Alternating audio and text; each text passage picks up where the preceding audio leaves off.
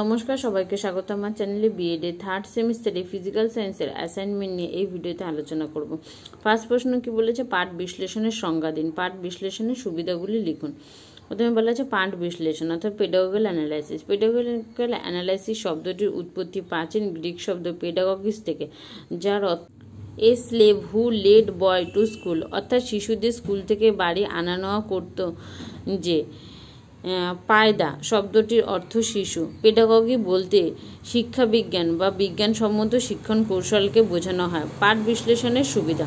1 নম্বর বলা হয়েছে শিক্ষণ প্রক্রিয়া তথা শিক্ষা ব্যবস্থার গুণগত মানের উন্নতি বিধানে পাঠ বিশ্লেষণ সহায়তা করে। 2 নম্বর বলা হয়েছে এর মাধ্যমে শিক্ষক তার শিক্ষণের উদ্দেশ্য সম্পর্কে সচেতন হতে পারেন। 3 নম্বর বলা হয়েছে এর মাধ্যমে শিক্ষণীয় বিষয়বস্তুকে যুক্তিসম্মত উপায়ে সুপরিকল্পিতভাবে শিক্ষার্থীর নিকট উপস্থাপন করা সম্ভব। আরেকটা পয়েন্ট আছে, সেটা তোমরা দেখে নেবে। পরবর্তী প্রশ্ন বলা হয়েছে অনুশিক্ষণের 3টি বৈশিষ্ট্য লিখুন, অনুশিক্ষণের 2টি অসুবিধা লিখুন।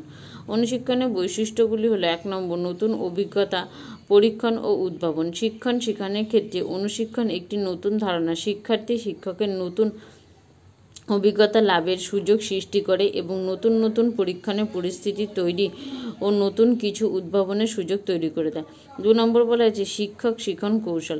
বিদ্যালয়ের শ্রেণী শিক্ষণ বা নির্দেশনা দানের ক্ষেত্রে শিক্ষক যাতে সাফল্য পেতে পারেন, তার কাঙ্ক্ষিত আচরণ ও প্রয়োজনীয় শিক্ষণ দক্ষতার উন্নতি ঘটাতে পারেন, সেই ব্যবস্থা থাকে অনুশিক্ষণে।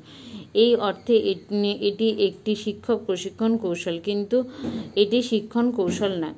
3 নম্বর বলা আছে গবেষণার সুযোগ। অনুশিক্ষণ এতখানি সুনিয়ন্ত্রিত পরিবেশ সম্পন্ন হয় যে এখানে শিক্ষণ সংক্রান্ত গবেষণা কার্য চালানোর যথেষ্ট সুযোগ থাকে। এর পরবর্তী পয়েন্ট অনুশিক্ষণের ত্রুটি। তার মধ্যে দেখো 3টে পয়েন্ট আছে। 1 নম্বর পয়েন্ট ওই পেজে আছে, দেখে নেবে সেটা তোমরা। 2 নম্বর 3 নম্বর এরকম 3টে পয়েন্ট আছে। এর পরবর্তী 4 নম্বর প্রশ্ন গঠনমূলক ও সংকলনধর্মী মূল্যায়নের মধ্যে পার্থক্য লিখুন। এটা তোমাদের 5 মার্কসের প্রশ্ন আছে। দেখো প্রথমে ছক করে গঠনমূলক মূল্যায়ন আর তারপর একটা সংকলনধর্মী মূল্যায়ন। এইভাবে তোমরা ছক করে নেবে, ছক করে 1, 2 করে পার্থক্যগুলো লিখে নেবে।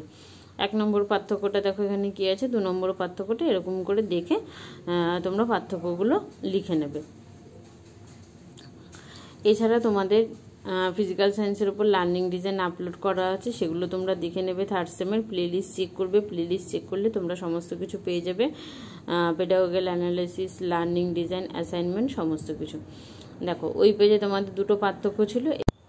এখানে তোমাদের 3 নম্বর থেকে শুরু করে 6 নম্বর পর্যন্ত 3, 4, 5 আর নিচে দেখবে 6 নম্বরটা আরও 4টে পার্থক্য আছে। ওই পার্থক্যগুলো পরপর তোমরা এইভাবে করে লিখে নেবে। এই পর্যন্তই ছিল সম্পূর্ণ ভিডিওটি। এখানে ভিডিওটি শেষ করছি। পরবর্তী আবার তোমাদের বিএডের যে কোনো একটি টপিক নিয়ে ভিডিও করব নেক্সট ভিডিওতে। লার্নিং ডিজাইনগুলো প্লেলিস্ট চেক করে অবশ্যই তোমরা দেখে নিও।